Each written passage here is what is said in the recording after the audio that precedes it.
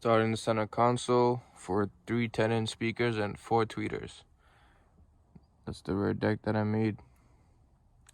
I'm just using some popsicle sticks and some hot glue to get the shape of the seat, and then I'm going to transfer it onto the wood.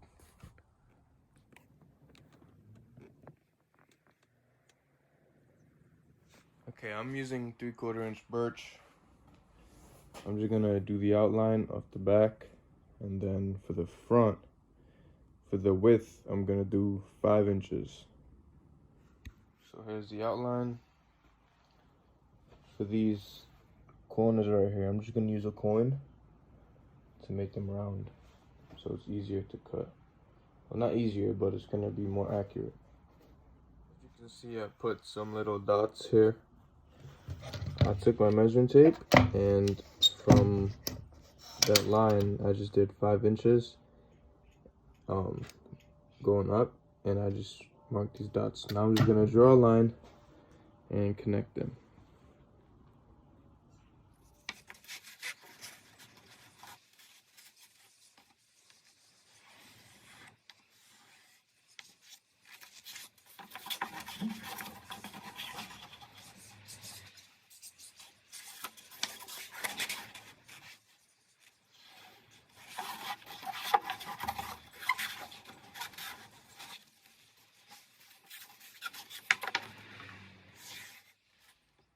Five inches wide from the back. I was using this bendy wood to get the shape. That's what the last clip was showing. So I just used a drill bit to make a couple holes, the bottom, the middle, and the top for the jigsaw.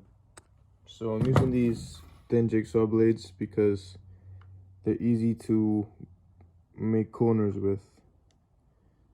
They're easy to like go around here. And some type of glasses or goggles like me to protect yourself from the dust, because it's not good. Okay, so after you cut it out, you're gonna want to go and test fit it inside of the car. Try to get the back as perfect as possible. Okay, looks pretty good, but I might trim the front, just make it a little more thin, but the fitment is pretty good. Okay, so I'm gonna trim off this much. So I'm gonna take off 2 inches from the top as well, because I don't want the speaker ring on the top to block the speaker on the rear deck. So it looks way better now. The front and the top. You see what I'm talking about? Because I'm gonna put the speaker on top here. So if this was higher, it'll block the projector. So I'm just gonna use some 60 grit sandpaper and just run it through the back, just to take off any little bumps or anything, so it'll be smooth. So now I'm gonna trace this out and then rough cut it and flush trim it with the router. Trace it out, so don't cut exactly on the line. You're gonna wanna cut like probably like a 1/4 inch off. Okay, so I just made some holes again, a couple of them, just the bottom, middle, and the top for the jigsaw blade. As you can see, I left a good amount of space above the line. So now I'm gonna use some template tape and stick it to this one, because this is what I'm gonna be copying. This is the template tape that I use. It's from 12-volt tools. So I'm gonna take a couple pieces, place it along the piece, and then stick that one on top. And then I use this to just roll it on top to make sure they both bond. Just like this. You could also take the roller. This is a sound deadener roller, but it works for this pretty well. Just roll it on. Don't be afraid to use a lot of tape, because your fingers are not cheap. the tape is cheap. So use as much as you can, so to ensure that both pieces of wood stick together properly, because the router spins at a fast rate, so you don't want to mess your fingers up. So now once the tape is on there good, I use this pry tool just to peel back the paper. I also got this from 12 volt tools, really good tool. I just use this and start it in the end, and then I just peel it back. Okay, just like this. Make sure the edge is out, because that's what you're going to be cutting off.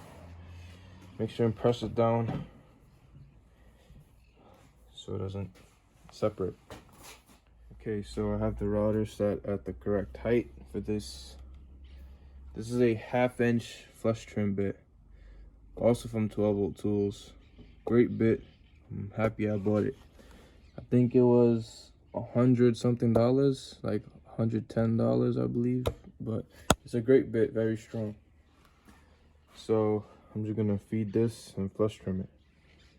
Basically this bearing rides on top of this, and while the spirals cut the bottom piece.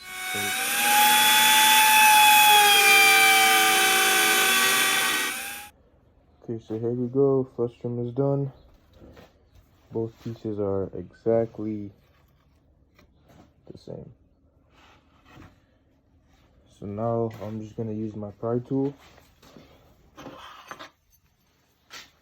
and pry them apart, because the double-sided tape is very strong. So once you come in the car, just seat your pieces down, and then you could put your speaker ring on top. And now you're gonna need to cut a brace for the middle. So in my case, it's 9 inches inside. So I'm gonna cut a 9-inch piece of wood for the top and the bottom, so I could start building the frame. I'm using this 1-inch birch. I'm just gonna use my table saw and cut it into 1-inch strips, and then 9 inches high. The strips done, so now I'm going to use my miter saw and cut it. Got them all at 9 inches. What I do now is just make sure both sides are seated properly, and I use hot glue to put these in. So for the top, the middle, and the bottom, I'm going to use one. So I got them in, middle, top, and bottom. I put this one all the way to the top so the speaker won't hit it. The middle and the bottom is fine. So now I'm gonna take it out of the car and put some screws. I'm gonna use a drill bit to pre-drill each side on the top, the middle, and the bottom. And I'm gonna use a decking screw because it countersinks itself. Using an 1/8 drill bit. Here are the screws. They countersink, so they're flat. I'm probably gonna use some body filler to cover this up. So now I'm gonna put it back inside of the car and start to mount the speaker rings. So I'm just putting the speaker rings in to get an idea of how I want them. I might tilt it this way so it faces the window. I'm not too sure yet, but this is where you just think about how you want them to face. Because if I put this one straight, this one straight as well, it's gonna be facing up, hitting the ceiling. And it's not, the projection won't be that great. So I'm just gonna figure out how I want them to sit. Speaker rings are mounted up. I mocked it up with hot glue first, and then I pre-drilled the hole and I put a screw so it's strong. Same for here. I put some legs on this one to build it up. Same for this one, directly on. I built this up because if it's laying flat, like I said, it's gonna face up and the projection might not be that good. So it's gonna be 310s, and for the tweeter, I was gonna put some tweeter rings, but it won't work out because of some reasons. I'm just gonna put these right here to face out, but I'm just gonna drill into the frame itself. And once I fleece it, I'm just gonna drill into the fiberglass to make the hole. So now this is ready. I'm going to fleece it now. So when I fleece it, I put the fleece over. I make sure it's very tight. These edges here, I'm gonna sand to make them rounded, to make them smooth. I pull the fleece over, I staple it onto here. Same for the bottom. You pull the fleece on the bottom and staple it onto here. And just make sure all here is smooth. I pull it down, I staple it onto the rings to hold it. Just make sure there's no wrinkles, make sure everything is smooth. So this is the fleece that I use. It's a 6-way stretch fleece. If you're interested in getting this type, it's very stretchy. I get it from Vex Pro. You can find him on Instagram. I also get this wood from him too. This is the bendy wood. You can bend this in crazy shapes. But yeah, gonna go ahead and fleece this now. Here it is, fleeced up. So pull it tight, staple it along. You could pull it back here and staple it, but I just do it here. The bottom.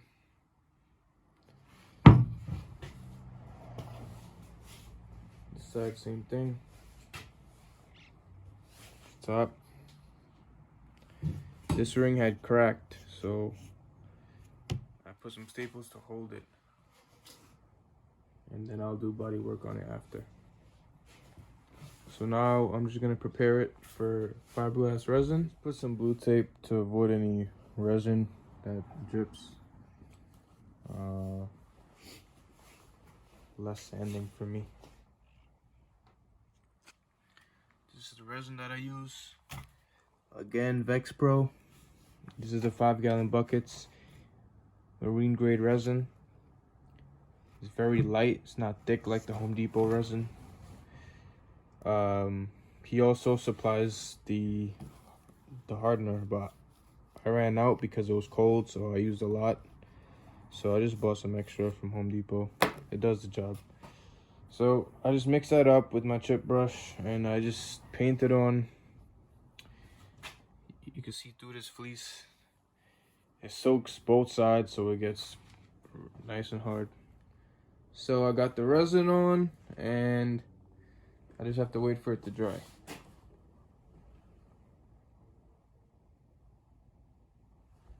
So you see how I left the middle dry?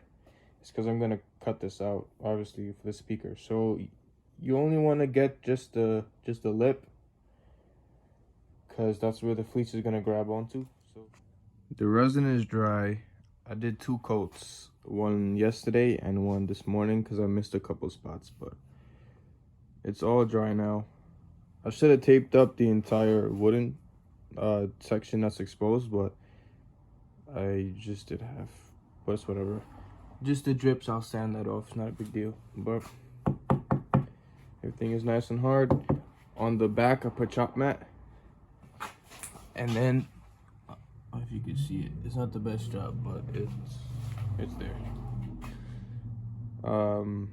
I didn't put it on the front because it'll be more work to sand and make it look right. So I just put it on the back of the piece. Everything is solid though. I'm gonna now sand this with 60 grit just to break it down, and then I'm gonna milk it, which is body filler and resin mixed together, and then I paint it on. You might not hear me too good because I have my mask on, but I'm just gonna break it down with the 60 grit.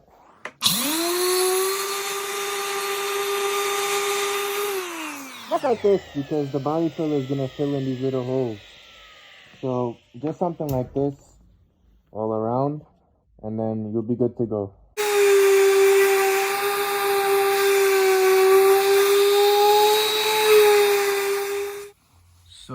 this is how it looks after you break down the first layer of resin. I used about 3 of these pads. Now I'm gonna mix the body filler with the resin and then brush it on, which is gonna take care of these little, all these little tiny holes over here, and it's gonna add some strength to it.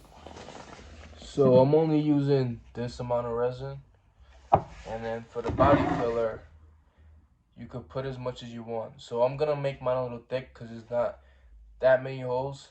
So I'm just gonna make it thick. So once I paste on, it won't drip too much. So I'm just gonna let it fall in.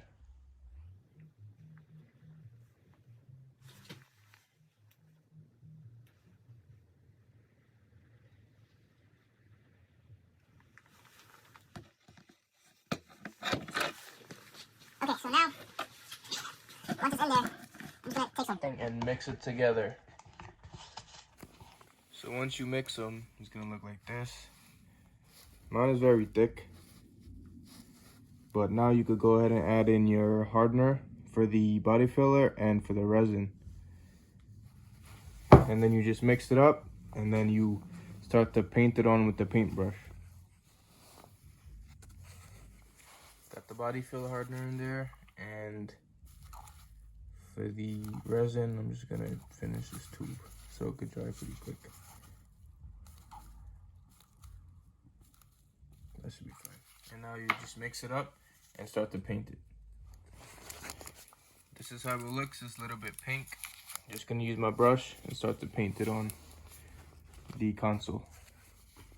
So you just dip it in and literally just start to paint it on. Mine is a little bit thick, so it's gonna take a little time. But yeah, just paint it and get it in all the holes. All right, so I got the milk on there, and I just have to wait for it to dry. So once this dries, you just sand it to finish. But as you can see, there's some imperfections where I have staples. So after I sand it, if it's not smooth, I'm gonna have to just use regular body filler to go over it, and then I'll sand that, because this has to be perfect for wrap. Not perfect, but it has to be smooth so nothing will show through the upholstery. So I'm just gonna wait for it to dry now. The console is all dry now. So now it's time to sand this once more. It's gonna feel smooth, nice and strong. So now you just sand it. I use a 60 grit. Don't go too low, just sand it till it's smooth. Over here, you wanna sand it and try to make it blend into the wood. So you see how it's like, I don't know how to say it. It's like a step up, basically. You want it to be sloped into the wood smoothly. I'll show you what I mean. But go ahead and break this down with 60 grit, and then get it as smooth. So I got it sanded down nice and smooth, but the edges need work. See, it's not smooth. So the vinyl would print on this, and you will see this line, and that won't look good. So I'm gonna basically just spread body filler all the way to the bottom, and same for this side. Spread body filler, let it dry, and then sand it smooth. So to remove this perfectly, there's a bunch of ways to do it. Some people, while the resin is wet, they time it and then they cut it out. But you have to time that perfectly, or else if it's not dry enough, it's gonna pull back and lose the shape. Some people use a router with a flush trim bit and go around it. But I use 150 grit sandpaper, and I just go around the top a couple times, but don't go too deep because you don't want to hit the lip and mess the lip up. So just like this.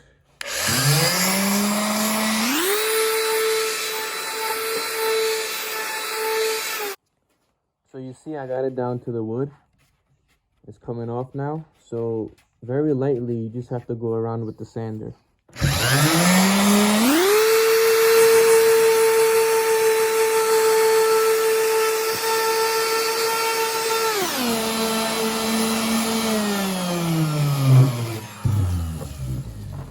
So you keep on doing that, and you see it comes off. Here we go. It's fully off. There's a little bit of fleece left, but you can just take that and hand sand it. And that's it. Do the same for the rest. So I just put the body filler on the sides.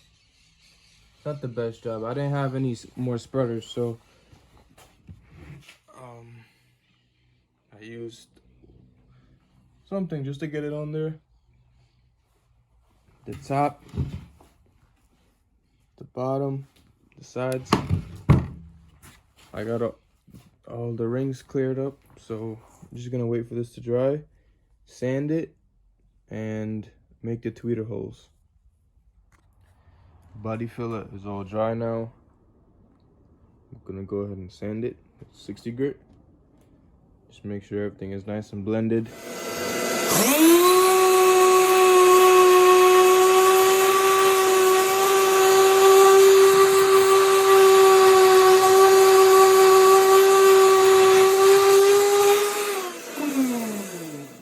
So I got it all sanded, nice and smooth. It flows into the wood on both sides all around. Now I'm going to drill the holes for the tweeters. I'm not sure where I'm doing them yet, but basically I'm doing 4. So wherever you put one, you gotta make sure it lines up and is in the same spot on the other side. So I'm gonna put the speakers in and see if I have space to do it over here. So that'll be one, probably over here maybe, or on the sides. So I got the speakers in, and I have enough space on each side up here. So I could definitely put 2 over here. And now for the bottom, I'm gonna have to put the speaker in once again and see how much space I have with the magnet for the top. And then I'll decide where I'm gonna put those as well. So these are where the tweeter's gonna go. 1, 2, 3, and 4. Put the speaker in there. I check the clearance on the inside, make sure the magnets aren't too close together, make sure the tweeter won't be hitting any of the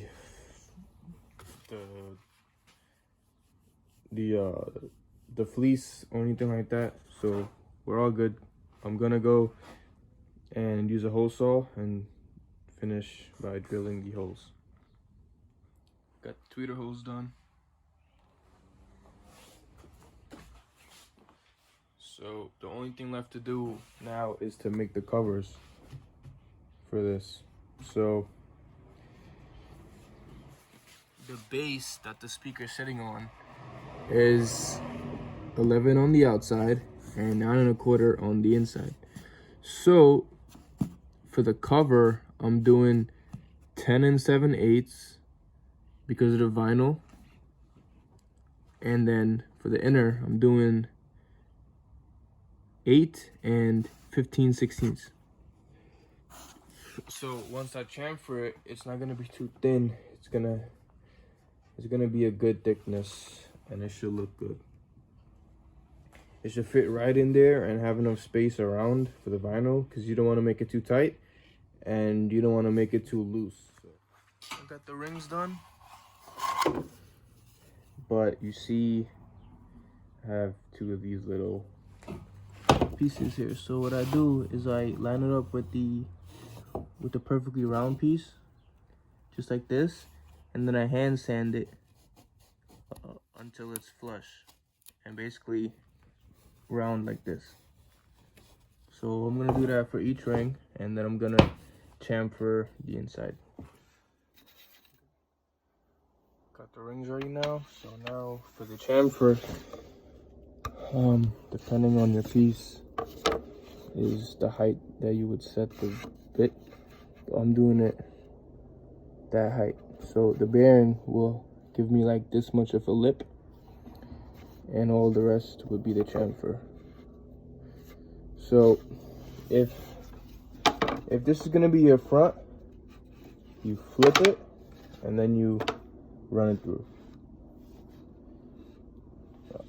and that's the way you do it. So I'm gonna just chamfer these, and then that'll be it. Test fit them.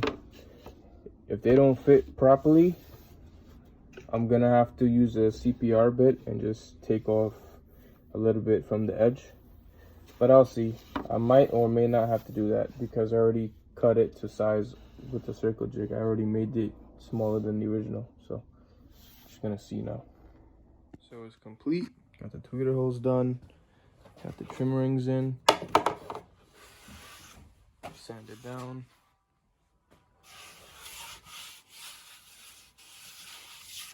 All smooth. So the customer is gonna take it to his own upholstery guy, but I usually get it done myself, but he has his own person, so he's gonna take care of that. So I'm just gonna give it to him like this.